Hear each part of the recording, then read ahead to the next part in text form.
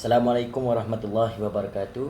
Nama saya Muhammad Nur Ridwan Fitri bin Yahya dan nombor matrik saya adalah A175656. Baiklah, pada hari ini saya akan membuat video mengenai A4. Sekarang kita pergi kepada kadar sumbangan KDNK mengikut aktiviti ekonomi pada harga semasa, iaitu dari tahun 1987 sehingga 2019. Baiklah, bagi huraiannya. Pada tahun 1996, berlaku krisis kewangan Asia yang menyebabkan KDNK Malaysia mengecil. Ini turut memberi impak kepada pelatusan sumbangan. Perkara ini secara tidak langsung memberi impak kepada penurunan beberapa aktiviti ekonomi seperti pelombongan dan utiliti. Perkara ini berlarutan sehingga tahun 2003. Seterusnya, pada tahun 1997, berlaku krisis mata wang Asia yang bermula di negara Thailand dan merebak ke seluruh negara Asia. Saya mendapati bahawa perkara sama juga berlaku dalam kadar sumbangan KDNK mengikut sektor ekonomi yang berkaitan dengan kadar sumbangan KDNK mengikut aktiviti ekonomi yang telah saya beritahu sebentar tadi. Kadar sumbangan KDNK mengikut sektor ekonomi. Saya mengambil beberapa tahun bagi menguraikan perkara tersebut. Hal ini demikian kerana saya hanya memilih tahun yang mengalami krisis ekonomi untuk melihat lebih mendalam apakah uh, impak yang berlaku kepada negara kita ketika tahun tersebut. Baiklah, pada 1990, Malaysia mengalami pertumbuhan ekonomi yang baik sehinggakan setiap sektor ekonomi memberi sumbangan yang paling tinggi setiap tahun sejak daripada tahun 1987. Seterusnya, pada tahun 1997 berlaku krisis kewangan Asia yang dimulakan negara Thailand dan merebak ke seluruh Asia, iaitu krisis mengenai mata wang. Krisis ini telah menurunkan peratus sumbangan pelbagai sektor ekonomi berbanding tahun sebelumnya. Walau bagaimanapun, kita mendapati bahawa kadar sumbangan KDNK amat baik ketika itu walaupun negara Asia Tenggara mengalami krisis ekonomi. Seterusnya, kita pergi kepada kadar sumbangan KDNK mengikut istilah ekonomi pada harga semasa daripada tahun 1987 sehingga 2019. Saya mendapati huraian berikut sama dengan kadar sumbangan KDNK mengikut aktiviti ekonomi. Hal ini demikian kerana saya mendapat data tersebut daripada jadual yang sama, iaitu jadual 1.3. Kita pergi kepada kadar pertumbuhan KDNK mengikut jenis aktiviti ekonomi. Huraian ini adalah kadar pertumbuhan ekonomi dari aspek aktiviti ekonomi pada 2014 maafkan saya, menunjukkan peningkatan yang ketara. Oleh sebab ketika itu kerajaan memberikan pelbagai inisiatif bagi meningkatkan ekonomi negara, termasuklah subsidi serta keprihatinan yang tinggi terhadap kesejahteraan masyarakat. Seterusnya, suka saya untuk berkongsikan mengenai kadar sumbangan KDNK mengikut jenis perbelanjaan pada harga semasa daripada tahun 1987 sehingga tahun 2018. Dari segi pembentukan modal tetap kasar, terdapat penurunan yang drastik iaitu pada tahun 1997, iaitu ketika berlaku kemersatan ekonomi dari segi krisis mata wang. Maka berlaku penurunan perbelanjaan yang drastik oleh kerana kekurangan pelaburan luar dan dalam negara. Kadar sumbangan KDNK mengikut jenis perbelanjaan.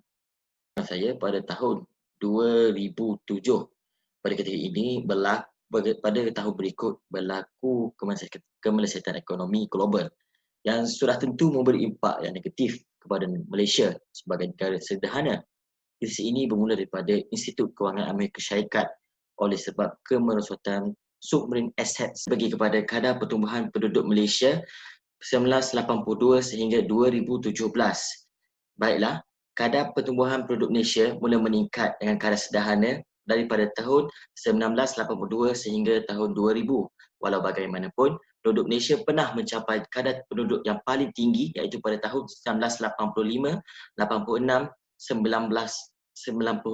dan 1998, iaitu sebanyak 2.8%. Hal ini demikian kerana kerajaan dengan dasar kerajaan yang menjaga kebajikan rakyat melalui penambahbaikan terutamanya dalam infrastruktur kesihatan. Ya, kita pergi kepada kadar pertumbuhan penduduk Malaysia mengikut peringkat umur, ya. Bagi kesimpulan untuk warga Malaysia yang berumur sekitar belia, iaitu 30 hingga 40 tahun, mereka didapati bahawa kadar pertumbuhan mereka meningkat. Hal ini demikian kerana kebanyakan daripada mereka merupakan individu yang berperingkat tinggi dan memilih untuk tidak berkahwin.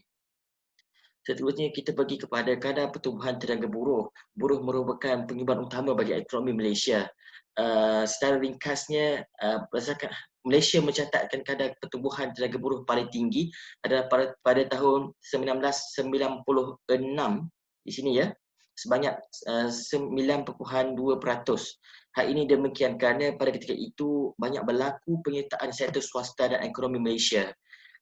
Kita pergi kepada kadar pertumbuhan struktur pekerjaan di Malaysia. Dikatakan bahawa sebagai contoh pada tahun 2010, sektor tertiar masih mengungguli peratus sumbangan pekerjaan yang tinggi. Ini membawa maksud sektor tertiar mula berkembang dalam industri Malaysia, iaitu dari segi penglibatan pekerja berbanding pada tahun 1982, yang hanya ketika itu sektor tertiar hanya 32%. Ia menunjukkan perubahan drastik bagi membawa negara kepada peringkat negara maju. Kadar pertumbuhan pekerjaan mengikut profession, saya boleh katakan bahawa kadar pertumbuhan bagi pekerjaan mengikut profession yang meningkat paling tinggi adalah bagi pekerjaan sebagai profesional, iaitu mungkin nombor 1, iaitu pada tahun 2011, ya. Dapat kita perhatikan di sini, iaitu pada kadar 65.6% berbanding tahun sebelumnya, iaitu pada kadar 7.7%. Hal ini menunjukkan peningkatan yang sangat drastik. Hal ini demikian kerana pekerjaan profesional ketika itu melihat sebagai suatu pekerjaan yang memberi keuntungan yang tinggi kepada masyarakat, seperti doktor dan juruterbang. Seterusnya kita pergi kepada kadar pertumbuhan pekerjaan mengikut etnik daripada tahun 1983 sehingga 2019. Secara ringkasan saya boleh mengatakan peningkatan kadar pekerjaan oleh ketiga-tiga kaum tersebut pada tahun 2000 tidak berlaku kepada lain kaum. Kita dapat kita lihat di sini, ya. Hal ini demikian kerana lain-lain kaum mengalami penurunan kadar pertumbuhan paling tinggi, iaitu sekitar negatif 63.7%. Perkara ini berkemungkinan disebabkan oleh infrastruktur yang kurang di tempat mereka seperti Sabah dan Sarawak. Seterusnya kita pergi kepada kadar pengangguran di Malaysia pada tahun 1982 sehingga 2020, iaitu terkini. Secara ringkasnya, saya boleh mengatakan bahawa pada tahun 2008, dunia mengalami kemelesatan ekonomi yang pada awalnya mula dari barat sehinggalah merebak ke negara Malaysia. Perkara ini telah menyebabkan peningkatan kadar pengangguran pada tahun 2009, iaitu dapat dilihat pada kadar pengangguran negara meningkat sedikit, iaitu sebanyak 0.4% berbanding tahun sebelumnya. Baiklah, seterusnya kita pergi kepada struktur keseluruhan perdagangan barangan dan perkhidmatan. Sebelum itu saya ingin memberitahu bahawa formula imbangan perdagangan adalah import ditolakkan dengan ekspor. Seterusnya bagi formula nilai bersih perkhidmatan adalah kredit tolak debit. Seterusnya pada bulan Jun 2020, imbangan perdagangan barangan meningkat secara mendadak, iaitu pada RM 20.9 bilion dan nilai bersih perkhidmatan mula turun mendadak sehingga RM negatif 12.5 bilion. Hal ini demikian kerana pada awal tahun 2020, dunia dikejutkan dengan wabak COVID-19 yang tersebar ke seluruh dunia. Perkara Dengan ini adanya mempunyai wabak aktiviti ekonomi COVID-19 Malaysia ini, dari segi perkhidmatan oleh sebab masyarakat dinasihatkan untuk kurang melakukan aktiviti luar. Impaknya nilai bersih perkhidmatan mula jatuh manakala imbangan perdagangan barangan mula meningkat. Seterusnya kita pergi kepada kadar sumbangan perdagangan ekspor mengikut komoditi. iaitu pada tahun daripada tahun 1996 sehingga 2018. Ringkasnya, kadar sumbangan perdagangan ekspor mengikut komoditi bagi minyak kelapa sawit menunjukkan kadar sumbangan paling tinggi pada tahun 2000 iaitu 34.34%. Hal ini demikian kerana pasaran kelapa sawit ketika itu amat menjadi permintaan dunia. Walau bagaimanapun, kadar sumbangan minyak kelapa sawit paling rendah adalah tahun 2010 iaitu pada 30.71%. Hal ini demikian kerana kerajaan menghadkan pengembangan perdagangan sawit dengan mengekalkan sekurang-kurangnya separuh daripada tanah negara sebagai perlindungan hutan. Saya membuat 3 graf bagi SITC, barangan SITC. Hal ini demikian kerana supaya saya dapat melihat lebih mendalam atau mengkaji lebih mendalam mengenai barangan SITC itu sendiri dari segi perdagangan ekspor. Bagi perdagangan ekspor mengikut SITC 1 digit, saya boleh meningkaskan bahawa jentera dan kelengkapan pengangkutan iaitu mewakili nombor 7 merupakan penyumbang kadar sumbangan yang paling tinggi setiap tahun, iaitu kadar sumbangan tertinggi adalah 62.22% pada tahun 2000. Hal ini demikian kerana disokong oleh pemulihan ekonomi di rantau Asia, khususnya di Jepun. Kadar sumbangan perdagangan ekspor mengikut SITC 2 digit iaitu daripada tahun 2013 sehingga tahun 2018. Terusnya, bagi kadar sumbangan kedua tertinggi pula adalah petroleum. Produk petroleum dan produk berkaitan iaitu mewakili nombor 33 iaitu pada kadar 13.28% pada tahun 2013. Hal ini demikian kerana Petronas mengeluarkan kenyataan bahawa satu penemuan minyak dan gas pesisir telah dibuat di Sarawak, iaitu lebih kurang kira-kira 20 km dari Bandar Miri, utara Sarawak. Seterusnya kita pergi kepada struktur perdagangan SITC 3 digit Saya dapat ringkaskan bahawa injap dan tiub termionik, fotosel dan sebagainya dan alat ganting yang mewakili nombor 776 menunjukkan kadar sumbangan perdagangan ekspor mengikut SITC 3 digit paling tinggi sepanjang tahun 2013 sehingga 2017 iaitu sebanyak 19.05%, iaitu pada tahun 2017. Kita dapat dilihat di sini Hal ini demikian kerana tiub termionik banyak mendapat permintaan oleh negara maju seperti Jepun untuk digunakan dalam pembuatan barangan elektrik seperti televisyen. Itu saya ingin mengatakan dalam kadar sumbangan perdagangan import mengikut penggunaan.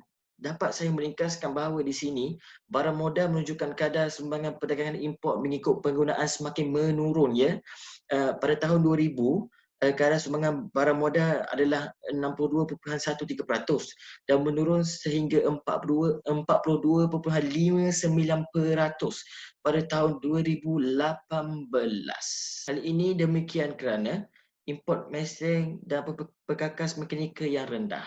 Seterusnya kita pergi kepada kadar sumbangan haluan perdagangan ekspor mengikut produk, yang mana haluan merupakan ke mana barangan negara kita diekspor. Baiklah, secara ringkasnya dapat saya ringkaskan di sini bahawa kadar sumbangan ekspor produk Malaysia ke Amerika Syarikat semakin menurun daripada 20.52% pada tahun 2000 sehingga 9.11% pada tahun 2018. Penurunan kadar sumbangan ini menunjukkan penurunan yang drastik.